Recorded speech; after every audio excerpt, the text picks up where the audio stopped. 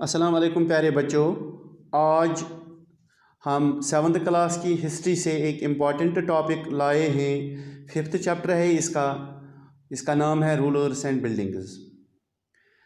इसमें हम आपको जानकारी दे देंगे मिडिवल रूलर्स के कंस्ट्रक्शन स्टाइल के बारे में। आपको जानकारी प्रोवाइड की जाएगी कि ये रूलर्स सिर्फ रूल ही नहीं करते थे बल्कि उनका एक कंस्ट्रक्शन टेस्ट भी हुआ करता था।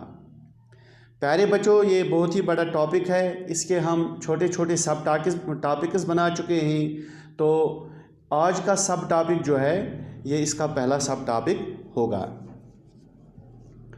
प्यारे बच्चों, हम इसमें ये भी आपको जानकारी प्रोवाइड करेंगे कि ये रूलर्स जो थे ये सिर्फ रूल ही नहीं करते थे बल्कि इनका एक टेस्ट ऑफ कंस्ट्रक्शन भी है जो आज के मॉडर्न दौर में बहुत ही मशहूर है। प्यारे बच्चों, आज हम मॉडर्न दौर में हैं। हमारे पास सारे रिसोर्सेज हैं, हमारे पास मशीन्स हैं, हमारे पास कंस्ट्रक्शन मटेरियल भी है, लेकिन फिर भी हम आज कुतुब मीनार, ताजमहल, दिल्ली की जामिया मस्जिद जैसे मॉन्यूमेंट्स क्यों नहीं बना पाते हैं। उस ज़माने के किंग्स ने लिमिटेड रिसोर्सेज के होते हुए इतनी शानदार कंस्ट्रक्शन बना के रखी हैं कि आज भी हमें मजबूरन इनको वंडर्स के लिस्ट में रखना पड़ता है। मिसाल के तौर पर कुतुब मीनार को ही ले लीजिए। इसको कुतुबुद्दीन ऐबक ने बनवाया था। उन्होंने अकीदत के लिए ख्वाजा बख्तियार काकी की याद में इसको बनवाया था, जो एक मशहूर ही सूफी सेंट था। लेकिन कुतुबुद्दीन ऐबक इसको सिर्फ बेसमेंट ही बनवा पाए। बाद में इस कुतुब मीनार को उसके जो बाद जो किंग आया इल्तुतमिश, उसने इसको 3 स्टोरीज़ यानी 3 स्टोरीज़ ऊपर चढ़ाया। इसके बाद जो इल्तुतमिश का उसके बाद वाला जो किंग आ गया फिरोज़ शाह तुगलक, उसने उसकी आखिरी 2 स्टोरीज़ बनवाई। इस तरह कुतुब मीनार जो है ये 5 स्टोरीज़ बन गया।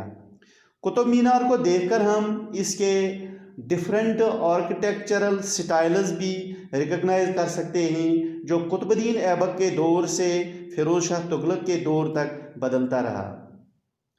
डियर स्टूडेंट्स, ये कुतुब मीनार जो है ये 900 ईयर्स पुरानी एक बिल्डिंग है। अर्थक्वेक और मौसम की मार भी झेलता रहा।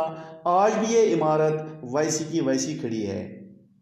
बाद में जो किंग्स आ गए उन्होंने उसको अच्छी तरह संभाल के रखा और आज हम इसको शानदार तरीके में देख सकते हैं।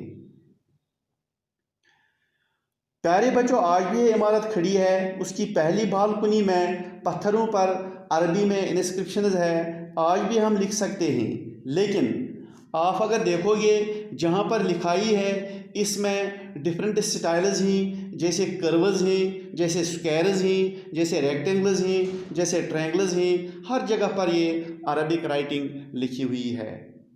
ये हम कह सकते हैं कि आर्किटेक्चरल अचीवमेंट है। आज हम मशीन का इस्तेमाल करते हैं, लेकिन उस दौर में ऐसी कंस्ट्रक्शन एक मार्बल से कम नहीं है। आप हर जगह और हर चीज़ में नक्काशी देखोगे, इतनी फिनिश के साथ बनाया हुआ है। ये एक आर्किटेक्चरल डेवलपमेंट है। बनाना इम्पॉर्टेंट नहीं है, बल्कि किस वक्त में और किन हालात में बनाया ये इम्पॉर्टेंट है। तो ये थी कुतुब मीनार के बारे में थोड़ी बहुत जानकारी। चलिए हम आगे बढ़ते हैं। 8th से 18th सेंचुरी तक किंग्स और उनके जो ऑफिसर्स ने 2 तरह के स्ट्रक्चर्स बनाए। पहला जो था ये प्राइवेट कंस्ट्रक्शंस थी, जैसे फोर्ट्स थे, पैलेसेस थे, गार्डन्स थे, रेजिडेंसेस थे और टॉम्ब्स थे। टॉम्ब किसको बोलते हैं? देखिए, जो सेंट होता था या किंग होता था उनकी कब्र बनती थी, या किसी सेंट की कब्र बनती थी, या किसी इम्पॉर्टेंट पर्सन की कब्र बनती थी, ताकि वो आराम से इस दुनिया में और उस दुनिया में रहे। इसके अलावा ये जो प्राइवेट कंस्ट्रक्शंस थी ये किंग्स थे या ऑफिसर्स थे अपने शौक पूरा करने के लिए भी बनाते थे। देखिए प्यारे बच्चों, दूसरा हिस्सा जो होता था वो पब्लिक एक्टिविटीज़ के लिए बनवाया जाता था इन किंग्स के ज़रिए से। आम जनता के लिए बनवाया जाता था, यानी आम लोगों के लिए बनाया जाता था, जैसे temples, mosques, tanks, wells, caravanserais, यानी आम राहगीरों के लिए आराम के लिए सराय वगैरह और बाजार बनाए जाते थे। कंस्ट्रक्शन एक्टिविटीज़ को राजाओं के अलावा मर्चेंट्स भी करते थे। उन्होंने टेम्पल्स, मॉस्कस, वेल्स बनाए, उन्होंने अपने लिए हवेलियां भी बनाई, लेकिन 18th सेंचुरी के बाद की हवेलियां ही हमारे पास आजकल मौजूद हैं। प्यारे बच्चों, अब थोड़ी बहुत जानकारी लेते हैं इंजीनियरिंग स्किल्स एंड कंस्ट्रक्शन की। यहाँ पर आपको मेडिवल पीरियड की कंस्ट्रक्शन कैसे होती थी की जानकारी मिलेगी। कंस्ट्रक्शन के लिए किसी न किसी तरह की स्किल की ज़रूरत होती है। आज हम देखते हैं कि जब हम कोई मकान बनाते हैं तो जो हमारे मिस्त्री या इंजीनियर होते हैं उनके काम करने का एक तरीका होता है। मिसाल के तौर पर हम उस वक़्त कुतुब मीनार बनाया गया, उस वक़्त न क्रेन थी और न ही दूसरी मशीनरी थी, तो कैसे इसमें शानदार मोनूमेंट को बनाया गया। थॉट प्रोवोकिंग है ये सोचने पर इंसान को मजबूर करता है कि क्या टेक्निक लगाई गई होगी, उन्होंने बारी बारी पत्थर किस तरह नीचे से ऊपर ला दिए गए थे।